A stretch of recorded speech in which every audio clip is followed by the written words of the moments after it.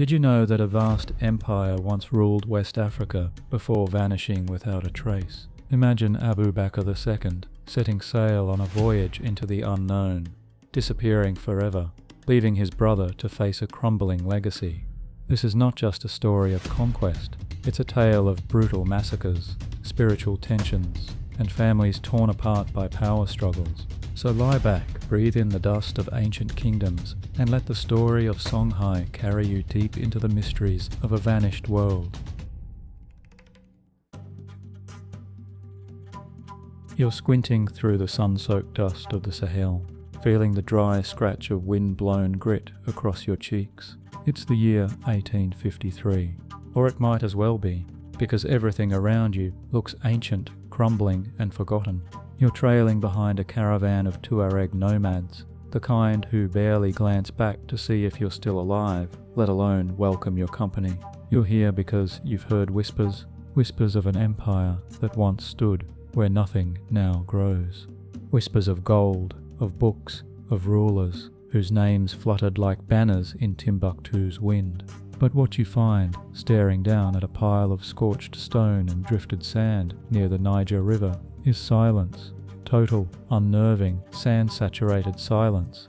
That's what Heinrich Barth stumbled upon in 1853. And you, standing in his cracked boots, feel that same ghost-heavy presence.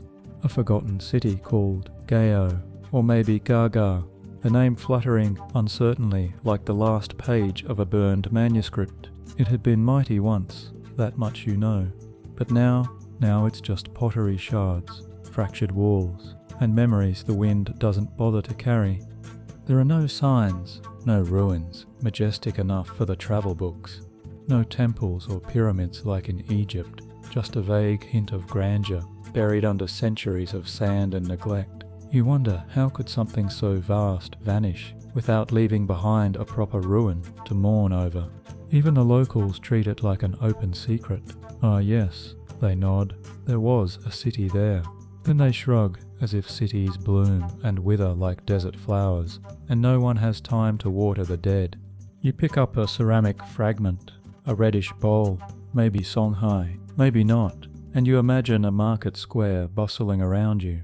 You hear the call of salt sellers, the murmur of Quran reciters, and a boy chasing a goat between stools piled with dates and indigo. But when you blink, all that's left is thornbush and sand. The mystery begins to eat at you. Go should have been legendary. It should have had statues and scrolls and skeletons in golden masks, but it doesn't. And what's worse, the more you search, the more you realize how little anyone really knows. The history books give it a few paragraphs. Timbuktu, sure, it gets all the fanfare, but Go, it's treated like a subplot, an accidental empire, a footnote dressed up in speculation and academic maybe-mights. You flip through Barth's notes, and there it is. His bewilderment. He expected ruins. He found rubble. He expected a story. He found a riddle wrapped in folklore, entombed in oral tradition. He describes the people calm, quietly proud, and the ruins almost apologetically modest. And you begin to suspect something. Maybe this was never meant to be remembered in stone. Maybe the Songhai didn't leave behind statues because they left behind stories. But those stories, they're fragmentary at best, conflicting at worst. There's the Arab chronicler version, where everything's dates and dynasties. Then there's the griot's version, sung with Korah and praise name, which changes depending on who's paying and which ancestor needs more glory. And between the two, somewhere in the dry rattle of pages and poems, you catch glimpses of a real people, a real empire, one that defied geography, built a kingdom on a river that looped like a careless necklace, and then poof, dissolved like sugar in hot tea. You take a step back. The air shimmers with heat, the camel grunts behind you, and the wind, that petty archivist, refuses to give you more than sand-blurred hints. But something about this silence, it doesn't feel natural. It's not the peace of something finished. It's the unease of something interrupted.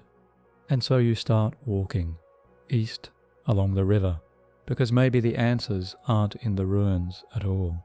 Maybe they're in the land, in the way the desert presses down like a forgotten god, in the way the river swells when it rains too far away to see, in the way empires rise when no one's looking and fall just as quietly. But something's still wrong in the air. You follow the river upstream, tracing it like a stubborn thread through time, and what unfolds before you isn't history, it's a geological shrug. The Sahara wasn't always a desert, you learn, which feels like the kind of fact someone would have mentioned before. But no, there was a time when this endless stretch of burnt beige was a green sea of grass and trees teeming with elephants and hippos like some prehistoric Eden. Hard to imagine now, with your cracked lips and sunburnt scalp, but once this place had lakes the size of Belgium. The rain came in cycles, because apparently even Earth has commitment issues. Its axis, tilting ever so slowly, altered rainfall patterns over thousands of years, turning lush savanna into sand. Not overnight, of course, that would be too cinematic. No, this was the kind of slow betrayal that only a planet can manage. Millimetre by millimetre, the skies closed up, rivers dried, forests sighed and died, and the people? Well, the people packed up their gods and goats and moved south. What's fascinating is that you can still see ghost lakes if you squint at satellite images. Outlines of vanished shorelines, places where fish once flopped and lovers once fought over palm wine. You pass rock carvings that show giraffes frolicking like overgrown deer, because of course they once lived here. Why wouldn't they? Back when the Sahara had a pulse, this place was a dream. And then of course it wasn't. That's the real punchline. The Sahara became a desert not because humans destroyed it, but because Earth's wobble got moody. You look around now, and the sand seems smug about it, like it knows it won, and it didn't even have to try. There's something quietly sinister about that, isn't there? The idea that geography can erase civilizations without lifting a finger. Historians still argue whether the desertification was gradual enough for societies to adapt, or whether it caused collapses of early communities in a domino chain of abandonment and famine. Either way, what you're left with is a haunting landscape that feels like it's trying to forget you as fast as you try to remember it. You sit on a rock, possibly an old river boulder, possibly a throne of some lost cattle king, and feel the breeze shift. This region didn't become important because it was easy to live in. Quite the opposite. It mattered because it was hard. It was a bottleneck for survival, a place where trade routes had to squeeze between dunes and disease and divine indifference, and that squeezing, that pressure, it forged cities like Gao, like Timbuktu, like Niani, names you'll come to know intimately, though most have already forgotten them. The green Sahara faded, and with it faded an entire epoch of memory. But in its wake rose something new, adaptation. People clustered where water still whispered, where rivers hadn't yet ghosted, and as they did, they invented things, cunning things, the kind of things desperate people make. Boats carved from hollow trees, fishing traps woven from reeds, and myths strong enough to outlast the topsoil. You touch the ground and feel the crunch of millennia under your palm. Somewhere beneath this dust, seeds once grew fat in the floodplains. Crops flourished in places where now only acacia star. You think of all the children who were born during that great drying, generations who never knew a tree, who learned to walk without shade, who dreamed of water like it was a god. And somehow those children became kings. That silence, it won't last.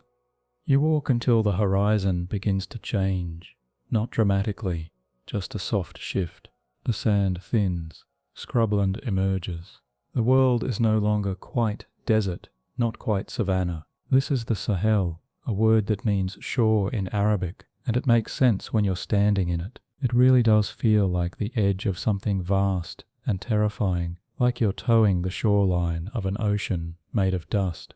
And unlike ocean shores, this one moves, not year by year, but decade by decade, inching north and south with the moods of the monsoon.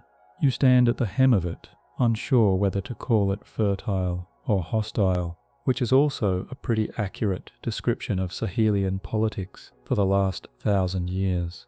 The Sahel doesn't play favourites. It rewards ingenuity and punishes sentimentality. If you insist on planting sorghum where millet grows better, the Sahel will take your crops and your optimism.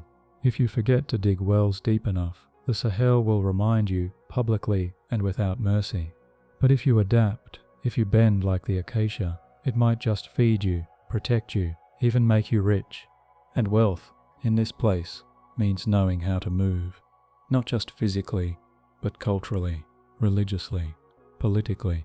This strip of land became the meeting point for ideas as much as for herders and traders, Arab merchants with spices, blacksmiths from forested hills, Fulani cattlemen with dreams of grass. Everyone passed through the Sahel. Everyone paid their tax.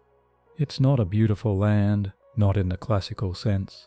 The trees are twisted like old fingers, the rivers moody, the soil as shallow as political loyalty, but it is alive in a way deserts aren't. It's the kind of place that forces interaction. You can't hide here. You either cooperate or collapse, which might explain why kingdoms rose here in the first place. The Sahel offered just enough water, just enough trade, just enough arable land to tempt ambition, but never enough to let ambition relax. You had to keep building, keep negotiating, keep bribing the rain. Historians still argue whether the Sahel was the true incubator of African empires, or just their fragile stage, but you can't deny its narrative pull. This was the belt where horses met camels, where Quran met drum, where desert salt met forest gold. It wasn't just a transition zone, it was a tension zone, and tension, as any good storyteller knows, makes plot. You crouch by a tree and run your fingers through the soil. It's dry, but not dead. This place could grow millet. It could hold cattle. It could support a capital city, if the rains come on time and the raiders don't. You imagine a town here, low and sun-baked, with walls of mud brick and roofs of straw, women carrying jars on their heads, men arguing over whose ancestor saw the prophet in a dream, children with names that mean God protects, or born during drought. You imagine drums in the distance, then a caravan bell, then silence. Everything in this place is punctuated. There are no long sentences in the Sahel, no monologues, just short, urgent bursts of life, like it's all being edited by the wind. You wipe your forehead and keep walking, because up ahead the river is waiting. Not just any river, the one that doesn't make sense on a map, the one that turns in on itself like a riddle. The Niger, river of rivers, where the story starts to twist, and just when you think you understand where it's flowing, it bends again. The Niger is not your typical river. It doesn't obediently flow from the mountains to the sea like a proper disciplined waterway. No, the Niger loops, it meanders, it saunters across the Sahel like a traveller who forgot where he was going and decided to make a detour through every interesting village on the way. You're standing at one of its banks now, and it feels less like a river and more like an artery, thick, pulsing, full of unpredictable life. You watch a canoe glide past, carved from a single tree and painted with the symbols of its village. Its pilot doesn't speak, doesn't wave, just nods. Because here the river is language enough. It is both a road and a mirror, reflecting not just the sky, but the shifting ambitions of the empires that used it. This river floods, of course, not wildly, not Nile-style theatrical, but enough to make the land beside it weep green in gratitude, enough to allow rice to be cultivated in sunken paddies, enough to tempt fishermen, farmers, herders, and eventually tax collectors. Because where there is fertility, there is hierarchy, and where there is hierarchy, there is a man with a sharp stick saying, "This part is mine now." You start to see why the Songhai would build a capital near here. Gao wasn't chosen because it was scenic, it was chosen because the river made it inevitable. Everything moved on the Niger, People, ideas, salt, gold, armies, and if you controlled the bend, the great curve in the middle, you didn't just control a river, you controlled history. But the river wasn't always so generous. Sometimes it dried early, sometimes it shifted its course, as if bored with its own habits. And when that happened, towns vanished. Just like that, a village one season could become a ghost the next. You walk past one such place, no signs, no markers, just a curious pattern of raised earth and the skeletal remains of wells. Someone lived here once. Someone named their daughter after the rainy season, and then they left.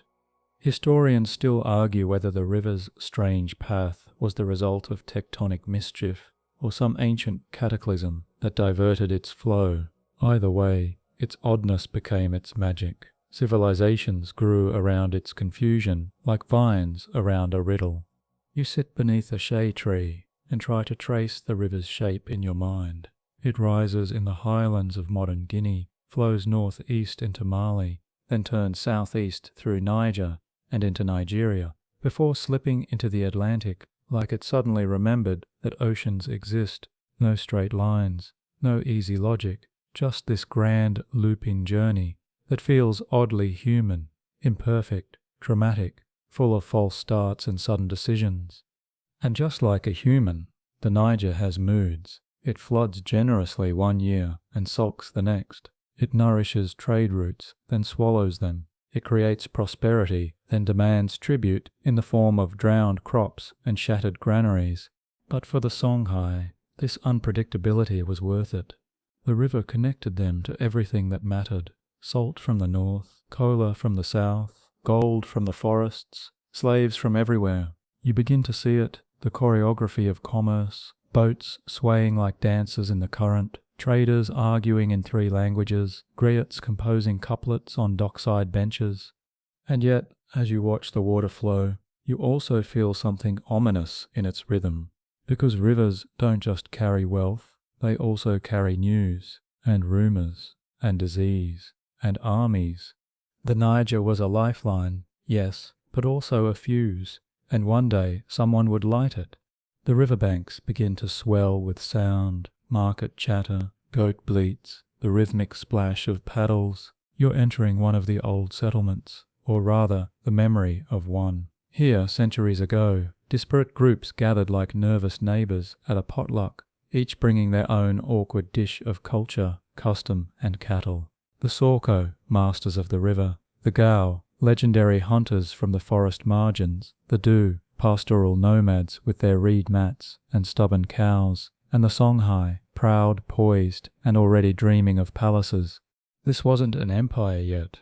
It was a neighborhood association, held together by gossip, marriages, and the ever-looming threat of raiders. But even then you can feel something stirring. These weren't just tribes squatting near water, they were strategists, each learning from the others, mimicking and borrowing, like savvy political interns. You picture them sitting around fires, arguing over fishing rights, and quietly envying the Sorko's control of boats, or the Du's uncanny sense of drought cycles. The Songhai weren't dominant at first. They were one of many, sometimes trading, sometimes fighting, always recalculating their odds. But they had ambition and location, and in this part of the Sahel, geography is power. Gao, their main town, was perfectly placed at a choke point on the Niger, where goods had to stop, taxes could be levied, and stories could be collected like tolls. You imagine the first council of elders in Gao, trying to decide whether to raise grain tariffs or launch a raid on their cousins downstream. Their language might have been crude, their politics messier than a millet harvest, but the stakes were real. A wrong move meant not just hunger, but absorption by a larger tribe, by an early kingdom, or by the chaos of irrelevance. And then the camels arrived. At first it's subtle, just 1 or 2, led by Tuareg traders with faces wrapped in indigo cloth. The animals look weird, alien, like something from a poorly illustrated myth, but they carry salt, glorious, life-sustaining salt from Tagazar and beyond. And that changes everything. The Sorko look at the camels with suspicion. Boats are fine. Boats don't spit. But the Songhai, they see opportunity. Camels mean connection to the desert, to Egypt, to the Maghreb, to rumours of sultans and cities paved in marble. So they adjust, they partner, they adapt. Historians still argue whether this period counts as a proto-empire or just a really organised alliance, but you can already sense it, the shift from local tribe to regional player. The Songhai start expanding, not with swords, but with marriages, markets, and a slightly passive-aggressive version of diplomacy that probably involved overcharging for cola nuts.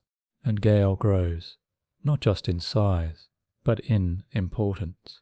It's not a capital yet, but it's starting to act like one. Scribes are being hired, prayers are being formalized, taxes are being itemized. You walk its imagined streets, past low houses and wide courtyards, and you hear the hum of ambition beneath the daily noise. The Songhai are no longer just surviving, they're scheming. And somewhere, just beyond the bend in the river, the future begins to glint like distant gold. But first, the desert has to be tamed. The camel doesn't look impressed. It chews sideways, slow and superior, as if fully aware that it just revolutionized an entire continent's economy and isn't about to be humble about it. You're watching the first true caravans form. Lines of these bizarre creatures stretching into the horizon, loaded with salt slabs, textiles, maybe even prayer rugs imported from Cairo. This is the moment West Africa connects to the rest of the Islamic world, and it's happening on humpbacked silence. Before camels, the Sahara was more barrier than bridge, a dare at best. Horses too thirsty, donkeys too slow, foot laughable. But camels, they make the desert navigable, if not pleasant. With water sacks in their stomachs and hooves that don't sink like failed metaphors into the sand, they turn impossibility into itinerary. The Tuareg master the technique first, wrapping themselves in blue veils, reading the stars, memorizing dune patterns like stanzas of ancient poetry. They map routes between wells, the way you'd map organs in a body, vital, hidden, and prone to failure. They don't just survive the desert, they choreograph it. And into this flowing artery of grit and danger comes the Songhai, ready to insert themselves into the logistics chain, with all the enthusiasm of a startup that just discovered supply and demand. Gao becomes a waypoint, not the origin, not the terminus, but the crucial middle, a place to rest, trade, whisper rumors, and tally profits.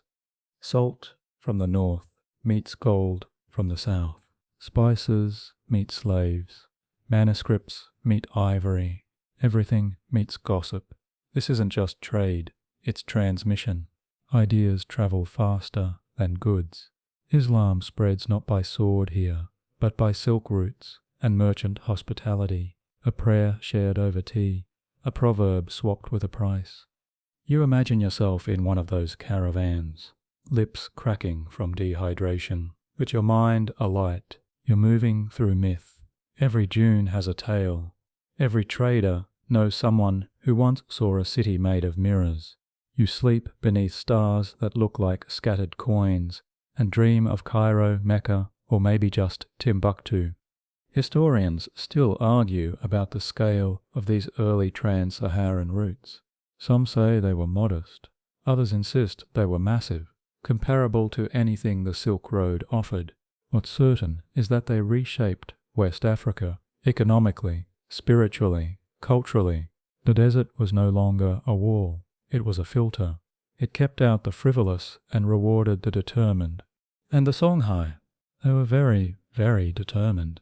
You walk beside a merchant now, old and leathery, who speaks 6 languages and counts on his fingers in Arabic. He's been to Fez, he claims, seen the sea, prayed beside princes, but he keeps returning to Gaol.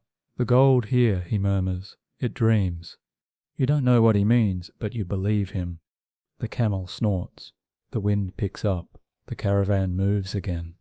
And somewhere in the dunes, a new ritual is born, one without words, where trust is traded in silence. You're standing in a clearing ringed by suspicion. Two groups face each other across a stretch of sand. Neither speaks, neither moves. In the middle, laid carefully on the ground, are small nuggets of gold, gleaming like accidental sunlight. No one guards them, but no one dares touch them either. This is silent barter, and it feels less like commerce and more like ceremonial telepathy. The idea is beautifully absurd. One group, usually the Wangara gold traders, places their offering and retreats. Then the other group, say a Berber salt merchant from the north, approaches, lays down what he believes to be a fair exchange, and withdraws. If the first party is satisfied, they take the goods and leave. If not, they wait, sometimes for hours, sometimes days. Staring contests between strangers who share neither tongue nor trust. And yet, it works. You watch the dance unfold with a mixture of awe and mild anxiety. There's no shouting, no bargaining, no last-minute upsells. Just this deeply strange, almost poetic trust in silence.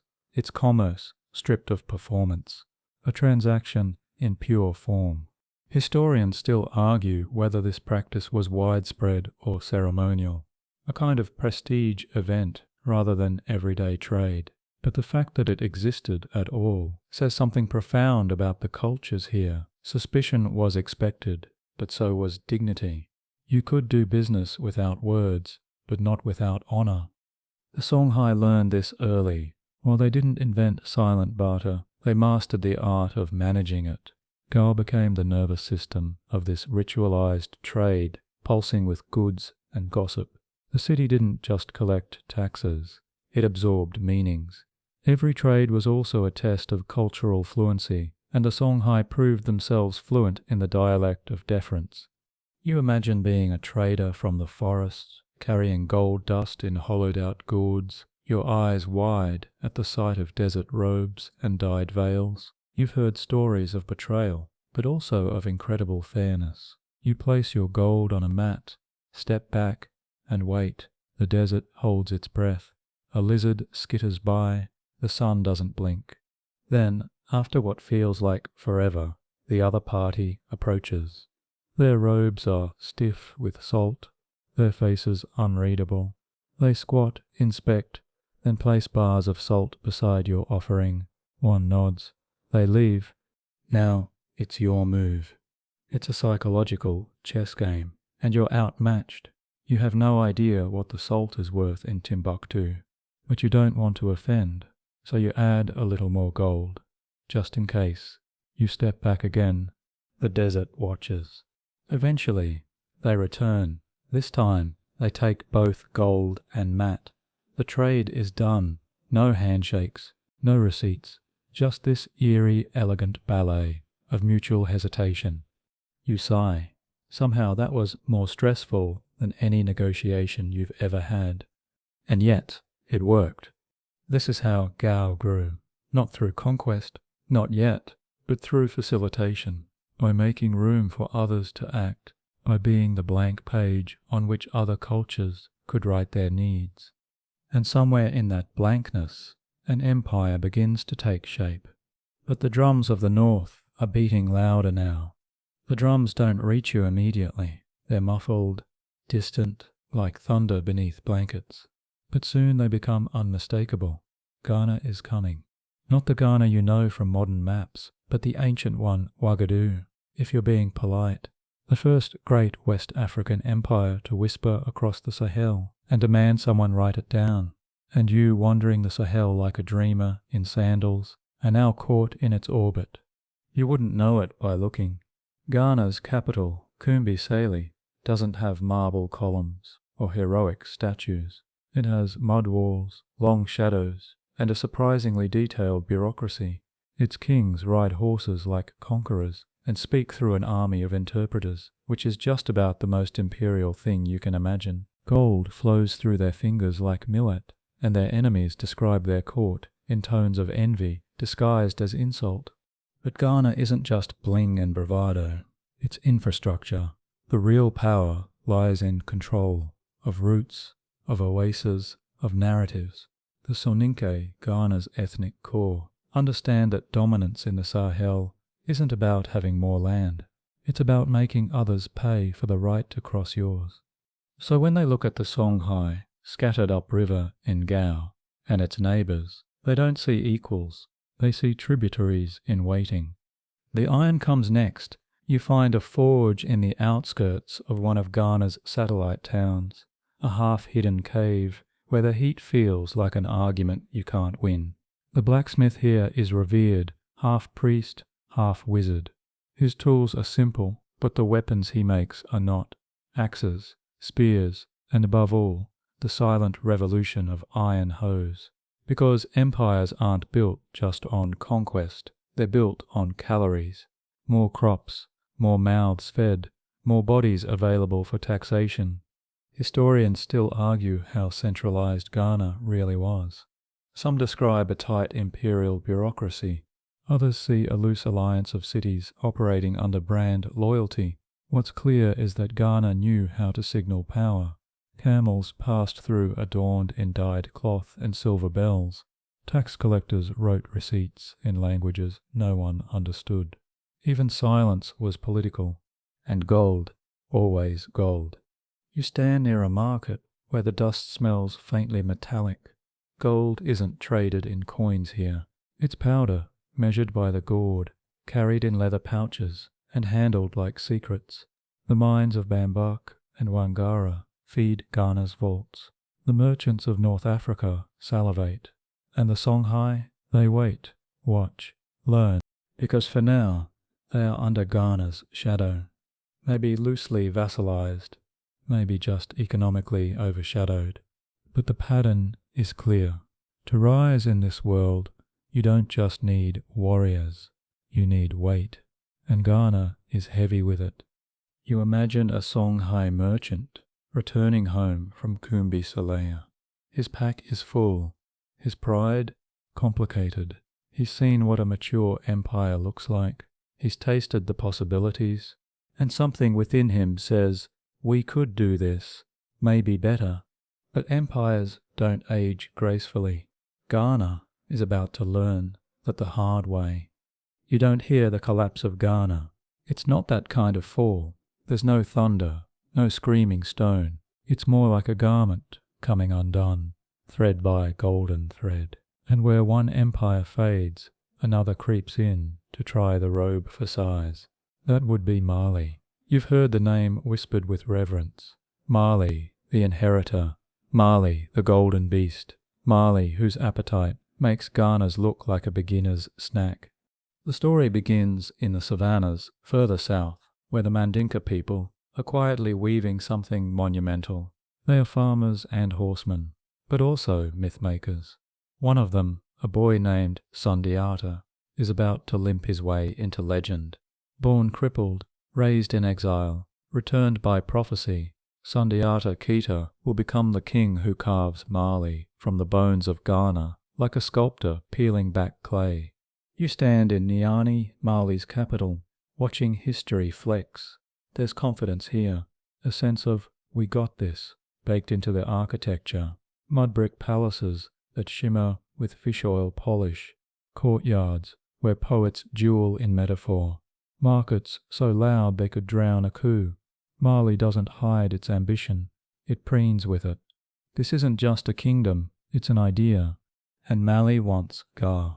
It's not immediate. Mali is smart. It doesn't rush. First it sends trade, then soldiers, then governors, and before long, Gao is no longer just a Songhai city. It's a client, a junior partner in Mali's symphony of control. The Songhai, ever adaptive, nod and smile and pay their taxes. But they remember. They always remember.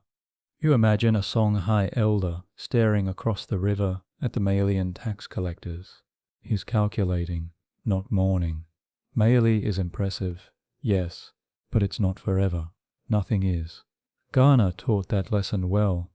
Historians still debate how firm Mali's grip on Gao was. Some say the Songhai were thoroughly absorbed. Others insist they retained autonomy, waiting for the right moment to rebel. But the truth is less tidy. Gao became Mali's glittering outpost, a gem worn slightly too tight in the imperial ring.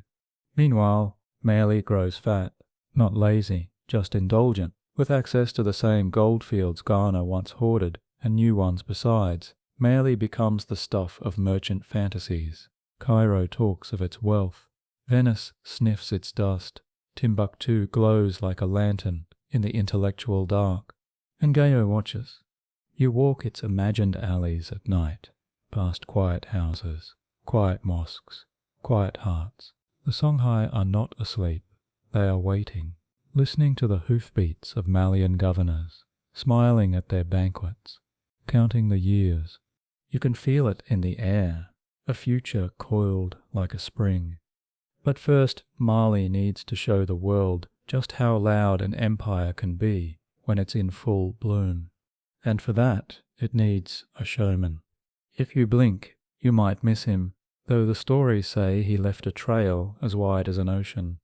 Abu Bakr II, the emperor of Mali, who looked at the Atlantic and thought, yeah, let's try that. No, really, that's the claim. That this 14th century ruler launched not one, but 2 massive expeditions westward across an ocean no one could spell, let alone navigate, and then vanished. You stand at the edge of the continent now, staring out at the waves, trying to make sense of it. Why would an emperor abandon a throne swimming in gold to chase sea foam and rumour? But Mali wasn't exactly short on ambition back then. Maybe Abu Bakr had grown tired of being second to myths. Maybe he wanted to become one. The chronicles, especially from Arab historians like al-Umari, mention the voyage almost like a footnote, an absurd anecdote told over tea. The emperor supposedly fitted 200 ships for the first voyage. Only one returned, its captain trembling, claiming the others had been swallowed by a river in the sea, possibly a current, or possibly just sailor panic. But did Abu Bakr stop there? Of course not. He doubled down, building 2,000 ships for a second expedition. 2,000. And this time he went with them, left his kingdom, his palace, his advisors, probably his lunch half eaten. He handed the empire to his younger brother, Mansa Musa, and sailed west. And that's the end of him. No letters, no wrecks, no triumphant return, just legend. Historians still argue whether the voyages even happened. Some insist it's apocryphal, a story Musa promoted to make his own succession seem more legitimate. Others say there's circumstantial evidence, African settlements in the Americas, Olmec heads with curious features, Mayan glyphs that might just be confused cartography. You smirk. Of course there are theories. History abhors a mystery, and this one is irresistible. A West African ruler sailing into the unknown, centuries before Columbus, with nothing but nerve and an empire's treasury. What kind of man does that? Maybe one who's bored, maybe one who's visionary, or maybe one who saw the horizon not as an edge, but as an invitation. Meanwhile, back home, his little brother, Musa, picks up the crown like it's a dropped scarf. And what he does next? Well, it turns Mali from a powerful kingdom into a cosmic rumour. But as for Abu Bakr, you stare again at the waves. Somewhere out there, perhaps on a beach that never made it into any map, a king built a fire and said, "So this is the new world." And then the wind swallowed him whole.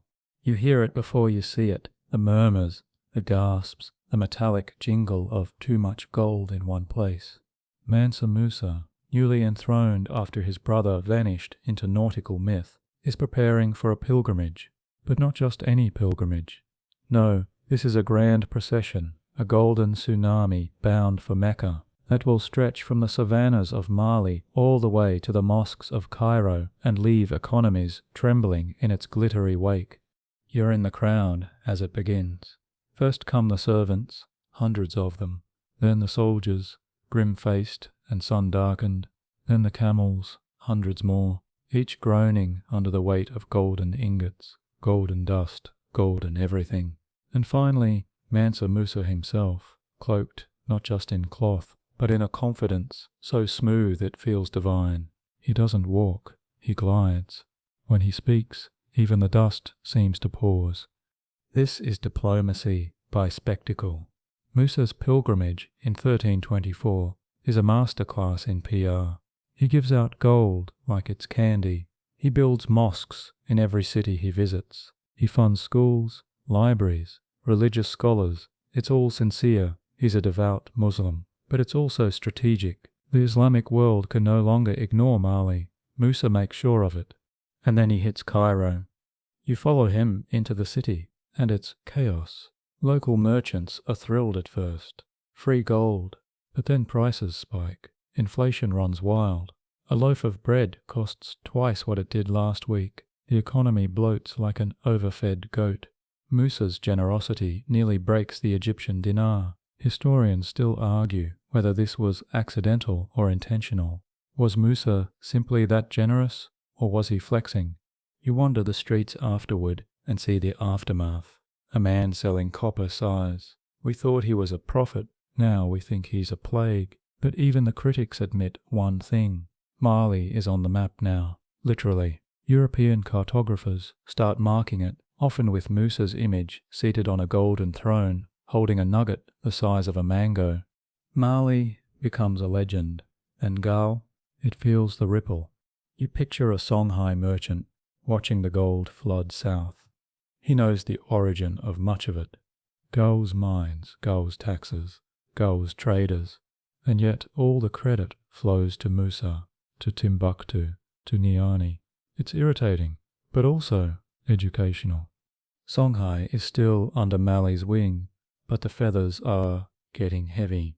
Musa's reign is dazzling, yes, but beneath the shine there are cracks forming, succession issues, jealous nobles, inflation hangovers.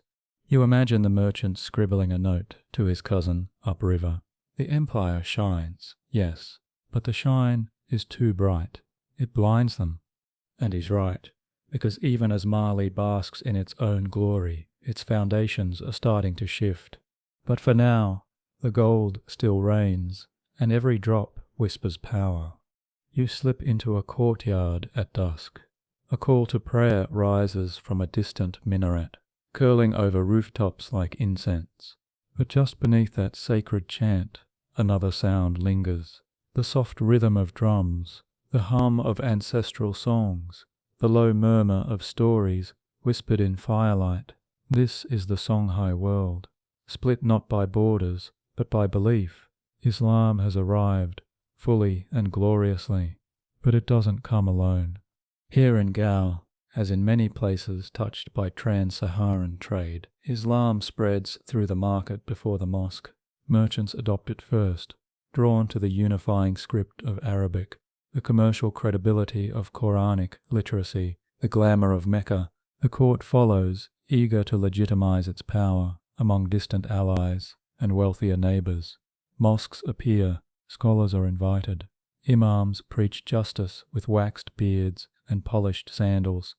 But outside the cities, in the dusty fringes, the cattle-grazed plains, and the fishing villages that still speak to the river as if it listens there, things are different. There, the spirits are old and numerous. The trees still hum with magic. Diviners read the future in bones, not books. The ancestors speak in dreams, not hadiths.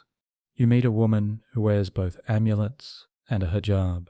She greets you with salam, and then quietly leaves milk at the base of a baobab tree, just in case. For her, faith isn't a binary, it's a braid. Islam twisted into the long older cords of her people's cosmology. Historians still argue whether the Islamization of Songhai was genuine or performative. Was it a conversion or a costume? But on the ground, that question misses the point. For most, belief isn't a uniform. It's a cloak stitched from many patches. A practical spirituality, God in the sky, spirits in the bush, both consulted depending on the day. Tension simmers, of course. Some rulers grow strict, banning pagan rituals and enforcing Quranic law. Others oscillate, adopting Arabic for diplomacy, while still consulting the local priest when crops fail. The griots sing of ancestors who prayed to Allah and sacrificed to river spirits in the same breath.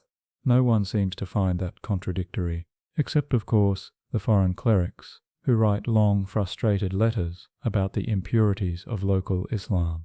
You walk through the streets of Gao at twilight and notice both a boy reciting verses from a sand-smoothed tablet and an old man muttering charms into the wind. The town exists between worlds, and no one seems in a rush to resolve that. Songhai's dual religious nature becomes both its strength and its vulnerability. It can talk to Cairo and commune with the forest. It can impress scholars and soothe shamans. But it also leaves room for internal debate.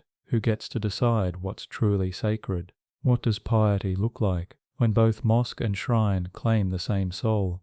You wonder what it feels like to live with one foot in Mecca and one in myth. And then you realize you already do. The stars emerge above the river, flickering like cautious prophets. But down in the archives of Timbuktu, someone is trying to write a cleaner version of this messy truth. You find yourself in a room that smells like parchment, dust, and maybe a hint of goat. It's not glamorous, but it's history's attic, the scriptoria of Timbuktu, Jenne, and Gao. Here, among cracked shelves and whispered arguments, the story of Songhai is being recorded, or more accurately, debated into existence. Welcome to the historian's dilemma. Too few sources, too many opinions, and 1,000 years of selective memory. The chroniclers write in Arabic, of course. That's the language of law, science, and imperial legitimacy. You squint over a scribe's shoulder as he copies a passage from the Tarikh al-Sudan. It's poetic, sweeping, and ever so slightly passive-aggressive. The author, al-Saidi, wasn't just recording facts. He was massaging egos, dodging censors, and quietly judging every ruler who'd failed to pay his cousin's tax exemption. Then there are the griots, oral historians, poets, and walking archives of royal glory. Their memory spans generations, but not always with consistency. One griot swears Sunni Ali walked across the Niger without a bridge. Another insists he never died, but ascended into a cloud of incense. Try fitting that into a textbook. You sit at a fire with one of these griots. His voice rolls like thunder dipped in honey. He speaks of dynasties, betrayals, omens. He names kings by their epithets, not their birth names. Sunni the Furious, Askia the Just, Mama the Whisperer. Dates are vague, events are exaggerated, but the emotion, unmistakable. You feel the rise and fall of empires through his breath. Historians still argue about what to trust. Do we believe the Arab chroniclers who never saw Gao but heard tales from travellers, or the griots whose tales were honed for royal courts and flattering heirs, or maybe the European explorers who wrote everything down through a fog of cultural misunderstanding and mosquito bites? There are Timbuktu scholars who tried to reconcile it all. They wrote encyclopedias, tax logs, legal codes. Some of their manuscripts still exist, hidden in trunks, buried under sand or shame. Others were burned, lost during invasions, or simply misplaced in the shuffle of history's cluttered filing cabinet. And yet the fragments remain. One line stands out. The people of Songhai lived as though the river would never dry, and that is why they built so wide. Another whispers Gao's wealth could not be counted in gold alone, but in tongues, laws, and dreams. You trace your fingers along the margin of an old manuscript, noticing a doodle, a tiny camel maybe, or a fish with a fez. Even scribes get bored. Even empires leave jokes behind. The record of Songhai is messy, contradictory, full of ellipses. But maybe that's the point. Maybe the empire doesn't live in a single story, but in the overlap, the places where fact meets legend, where verse meets volume. Outside, the river murmurs, unbothered by footnotes. And in the marketplace of Gao, a merchant tells his version, again and again and again. But the capital itself, that's where the story truly hums. You step into Gao as it might have once been, not the crumbled ghost Barth saw, but the city of movement, sound, and impossible mixtures. Traders from as far as Morocco and the Hausa lands haggle in the dusty bazaar, voices layered over the clatter of copper pots and the subtle jangle of jewelry. This isn't a capital like you imagine with marble halls or boulevards. It's alive, chaotic and wonderfully practical. A river city that knows how to listen to the current. Gao isn't flashy, but it's smart.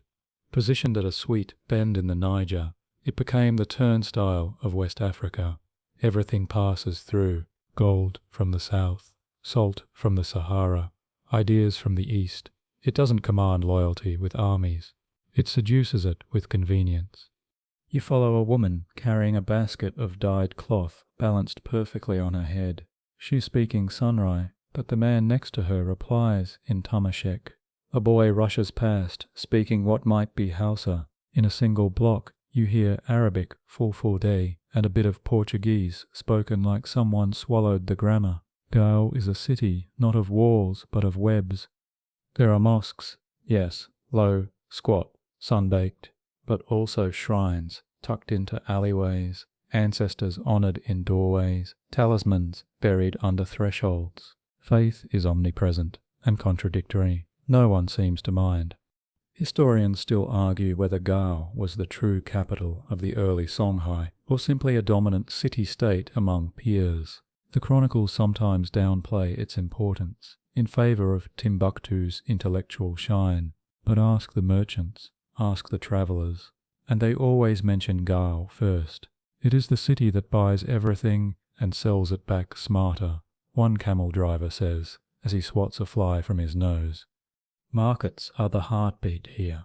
You wander through one of them, weaving between stacks of kola nuts, baskets of dates, strange aromatic woods, and slaves, yes, slaves, because even this bustling centre carries the darker arteries of commerce. A man from Ife is chained beside a woman from the Volta region. Their eyes do not meet yours. Gao profits from freedom, yes, but also from captivity. You stop beside a stand, selling manuscripts, mostly religious, some medical, a few written by poets no one remembers. The seller assures you that one of them contains the recipe for immortality. He grins. He's lying. Or maybe not. In Gao, truth and transaction are often the same thing. At night, the river cools the air. Lanterns flicker. The chatter never stops. This isn't a place that sleeps. Even the fish seem to gossip. You sit on a wall, feet dangling, and watch the city breathe. It doesn't boast, like Mali. It doesn't brood, like Ghana. It hums. And in that hum, you hear the sound of a city that doesn't want to rule the world, just influence it. But influence, when nurtured long enough, becomes gravity. And gravity, when concentrated, becomes empire. Even Mali knows that. That's why they keep a close grip. But Gao's fingers are twitching. You don't see the rebellion at first. It's subtle, the way weeds quietly push through stone. Gao still flies the Malian flag, still uses Malian scribes, still sings the names of Mali's mansas in its prayers. But underneath, the Songhai are gathering themselves like breath before a shout. It begins with a name, Sunni Sulaiman, a man from Gao, a prince maybe, or maybe just a well-connected risk-taker with more charisma than caution. He doesn't declare war. That would be unwise. He simply stops answering mail. Tax collectors arrive and find the granaries locked. The tribute convoys shrink. The guards at the gates suddenly don't recognize imperial credentials. Historians still debate the exact timing. Was it a gradual refusal or a single defiant break? But they agree on the feeling, a slow-burning mutiny disguised as indifference. By the time Mali realizes what's happening, it's already late. And then comes the one who finishes what Sulaiman starts, Sunni Ali. He does not emerge politely. He crashes into the narrative like a drumbeat you didn't know you were waiting for. You meet him first, not in a coronation hall, but on horseback, soaked in river water and rumour. No one agrees where he came from. Some say he's descended from fishermen, others from nobility, still others from sorcery. but all agree he is movement incarnate. Tao becomes the center not just of trade now, but of strategy. Sunni Ali builds an army that understands the terrain better than any textbook. Cavalry for the plains. Navy, yes, navy for the river. He turns the Niger into a weapon, a moat, and a mirror. He's not here to make peace. He's here to erase the idea that Mali ever mattered. You ride beside his forces one morning, your ears filled with hoofbeats and the cries of herons rising from the reeds. His soldiers don't chant, they don't wear matching armor, but they move like they've been trained by the river itself, flexible, fluid, fast. Cities begin to fall. Timbuktu tries to negotiate. It's the Oxford of the Sahel, the great university town. But Sunni Ali doesn't care. He respects learning but distrusts scholars. The ulama, religious elites, call him heretical, un-Islamic. He smiles, then imprisons several of them. Power first, prayer later. Jinnah resists. Sunni Ali lays siege for years. Yes, years.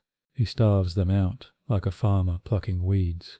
When it finally falls, he lets the people live, mostly. But he plants a message. There's a new center now, and it's not polite. You stand atop Gower's walls as the banners return, dust-stained, blood-marked, triumphant. The people do not cheer loudly. They nod, smile tightly, grip each other's shoulders. This victory is not just military, it's spiritual. The empire they once dreamed of building, it's now taking shape. Sunni Ali isn't beloved, he's respected, and feared, and absolutely necessary. He's not here to polish Mali's legacy, he's here to grind it into dust. And just when it seems nothing can stop him, well, history gets impatient. He dies in a whisper, no grand final speech, no battlefield blaze. Sunni Ali, the storm-bringer, the city conqueror, slips away in 1492, yes, that 1492, as quietly as a dropped coin. Some say he drowned in the Niger, others whisper he was assassinated by his nephew. A few claim he transformed into a fish and swims still beneath the current. Historians still argue, naturally, when a man lives like thunder, he doesn't get to die plainly. You're at the river when it happens. The air oddly still. Gao doesn't mourn with tears, it exhales. Sunni Ali had ruled like a tide, powerful, cleansing, sometimes suffocating. Now the tide's out, and the kingdom he bullied into empire is suddenly full of possibility and panic. Enter Askia Muhammad. He wasn't next in line, he wasn't even universally liked, but he had something the others didn't, the support of the scholars. Sunni Ali's contempt for Timbuktu's religious elite left a vacuum, and Askia filled it like ink on parchment. He staged a coup, clean, decisive, and astonishingly well-timed. In 1493, he seized the throne, branding himself not just king, but Askia, a title whose meaning still glows with argument. You find him praying by the riverbank, sandals kicked off, cloak stiff with dust. He doesn't look like a revolutionary, but make no mistake, he is. Where Sunni Ali ruled with fear, Askia Muhammad rules with formality. Bureaucracy becomes religion. He codifies laws, appoints governors, establishes a tax system that would make modern accountants weep from both joy and exhaustion. And Islam, it's no longer tolerated. It's state policy. Askia doesn't just pray. He performs piety. He builds mosques, sponsors scholars, re-establishes friendly ties with the rest of the Muslim world. And in 1496, he does what no Songhai ruler before him dared. He goes on Hajj. You travel with him in your mind, watching the empire echo across the sand. His caravan is even more lavish than Mansa Musa's. Hundreds of camels, soldiers in golden vests, Qurans in silver cases. He meets the Sultan of Egypt, visits Mecca, hires scholars to return with him. He turns pilgrimage into public relations. Songhai, under Askia, becomes more than a military force. It becomes an ideology. You return to Gaon and notice the change. The court has robes now, the scribes are busier, markets sell books alongside spices. Timbuktu thrives under state support. Jenne becomes an intellectual rival. The river seems cleaner somehow, more purposeful. But there are whispers too. The army misses the raw efficiency of Sunni Ali. The non-Muslim rural chiefs feel ignored. The griots grumble. Askia listens, politely, then dismisses them with laws they can't read. This is the paradox. He builds the empire bigger, stronger, smarter, but also more rigid, more brittle. Bureaucracy is a ladder, but also a cage. Still, for now, the empire shines. Gao's name is respected from Algiers to Aden. Its schools produce scholars. Its fields grow fat. Its ships return with tales and tribute. You sit by the river one evening and watch children chasing goats through palm groves. A scholar argues with a fisherman over metaphysics. Somewhere, a new tax code is being drafted. The empire is functioning, but something in the wind smells like overreach. And that, history warns, is the appetizer before collapse. You find Askia Muhammad older now, his back bent, not just from age, but from the weight of systems he created. His empire stretches wider than any West African realm. Before him, hundreds of miles of trade routes, bureaucratic districts, and tax collectors who dream in ledgers. On paper, everything is perfect. But you've read enough paper to know ink lies. The court whispers. His sons argue. The scholars begin using metaphors that cut like knives. Askia, once the reformer, now seems immovable.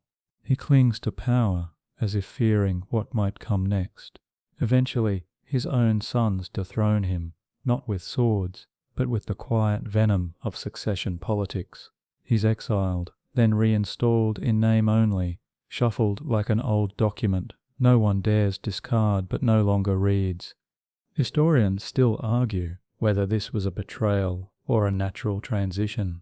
Some paint Askia as a noble sage, undone by ambitious heirs. Others suggest he grew so inflexible, so obsessed with structure, that he suffocated the spontaneity needed to adapt. Either way, he dies a footnote to his own policies, mourned more for what he symbolized than for who he became. And Songhai keeps going. The machine Askia built hums forward, at least for a while. Timbuktu's libraries grow heavier. Gao's trade continues. The army drills, but you start to hear it, tiny cracks in the rhythm. A governor pockets too much tax. A military post misses its grain shipment. A scholar defects to Morocco. Nothing dramatic, just erosion. You ride through the empire's hinterlands and see it plainly. In the cities, the Askia legacy holds, but out here, out where roads blur into goat paths and dialects blend like weather, allegiance feels thin. Local chiefs grow bolder. Foreign merchants hint at better deals elsewhere. The empire looks like it's holding, but its gravity is weakening. Still, the capital remains proud. Gao, at its peak, pulses with the kind of controlled energy you only see in the best empires, a place that knows its value even if its leadership wobbles. The scholars still teach, the scribes still write, the markets still buzz, and yet no one quite agrees who's in charge anymore. The line of succession, once clear, becomes muddy. Askia's descendants squabble. Brothers fight brothers, then cousins, then second cousins. You attend a court hearing where two men both claim to be governor of the same province. Neither seems particularly persuasive. The judge rules in favor of the one with better bribes.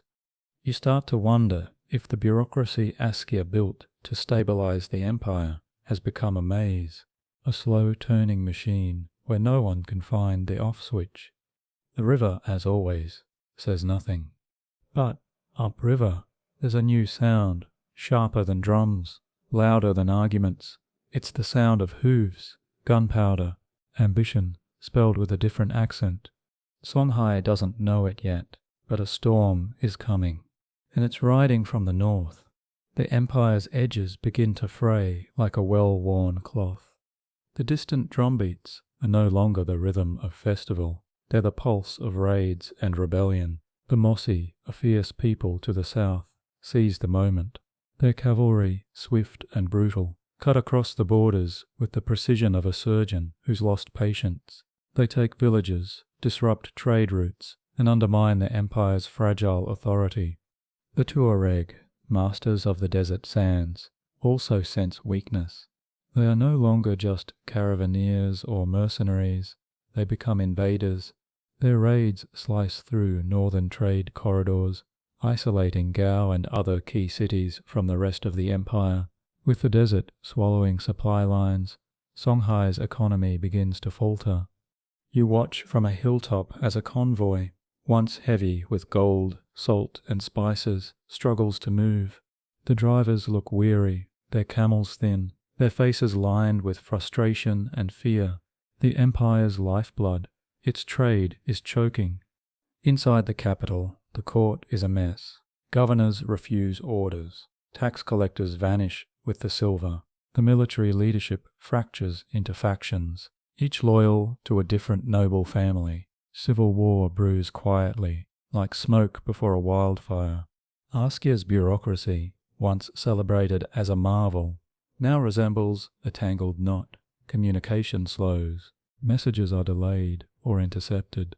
Corruption flourishes. The empire is bleeding, but no one seems willing or able to stop the hemorrhage.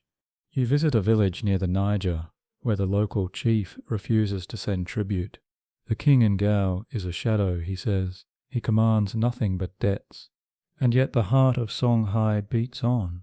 Timbuktu's scholars still write, still debate, markets still bustle, albeit cautiously. People adapt as they always do. New alliances form, old ones crumble. Life persists amid the chaos. Historians still argue whether these internal conflicts or external pressures delivered the final blow, probably both, entwined like serpents. The empire is dying, but it doesn't know it yet. As you stand on the riverbank, you feel the weight of history pressing down. The Niger flows, indifferent to kings and empires. It carries stories, but not mercy. And in the distance, the drums grow louder. Out of the chaos, like a phoenix rising from smoke and ashes, emerges the kingdom of Songhai.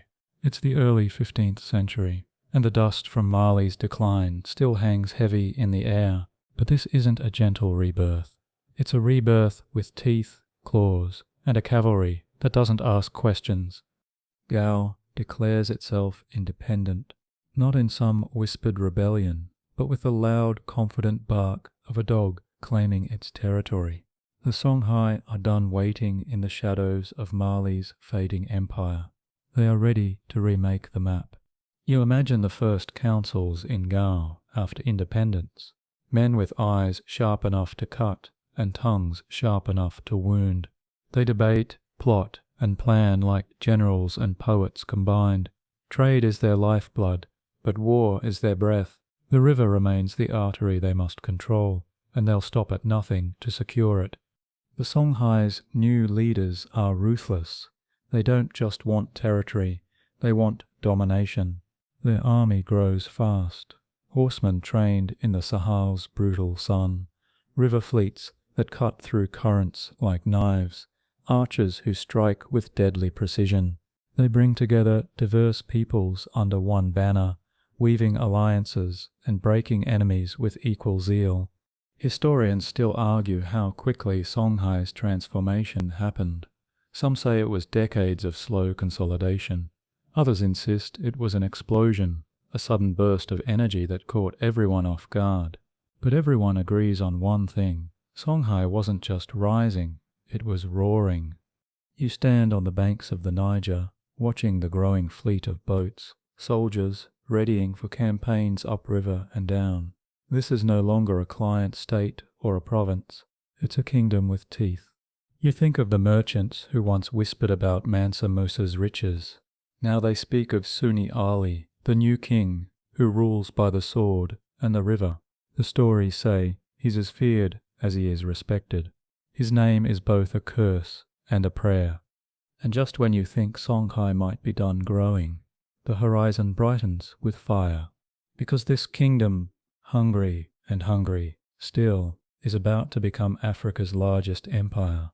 But greatness always has a price.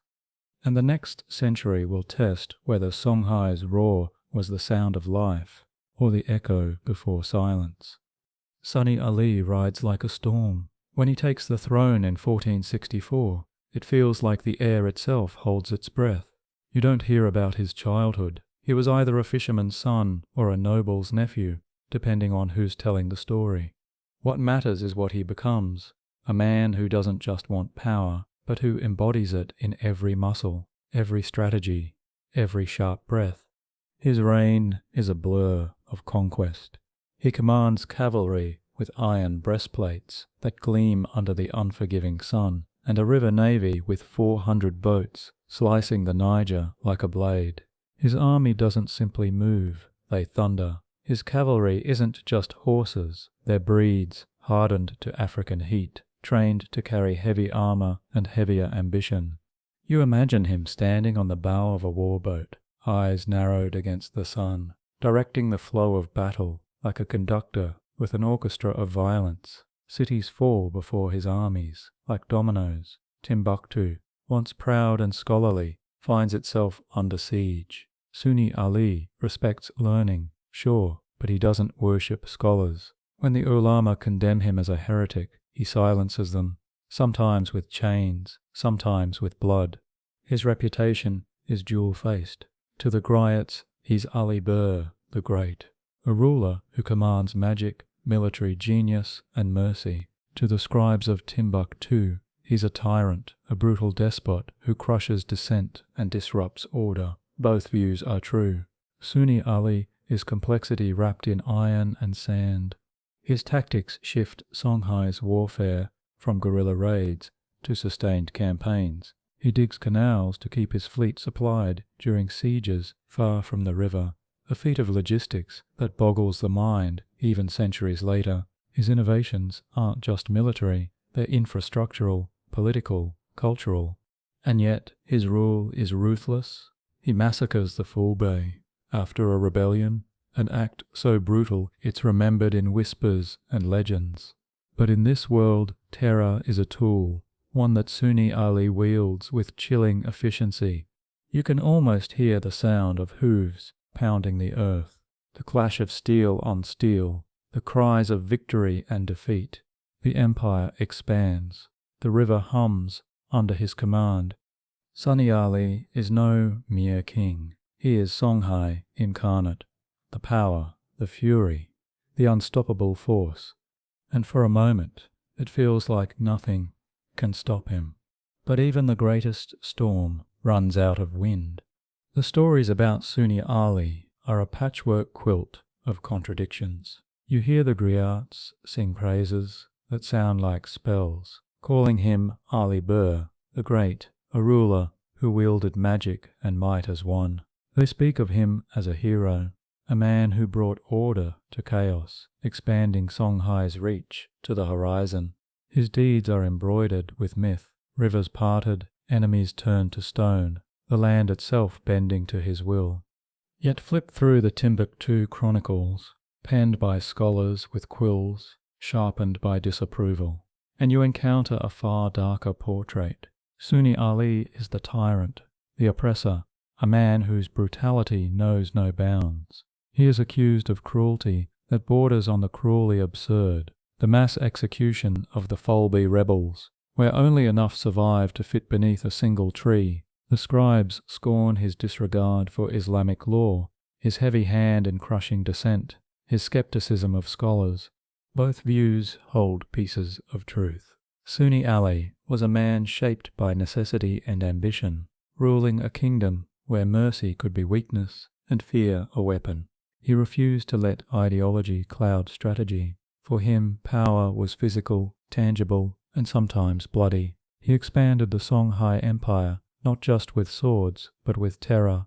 You imagine the duality of his reign, the quiet scholar in Timbuktu, fearing for his manuscripts, the fierce warrior shouting orders on a battlefield, slick with mud and blood, The tension between these images reflects a deeper conflict within Songhai itself, between tradition and innovation, faith and pragmatism, mercy and might.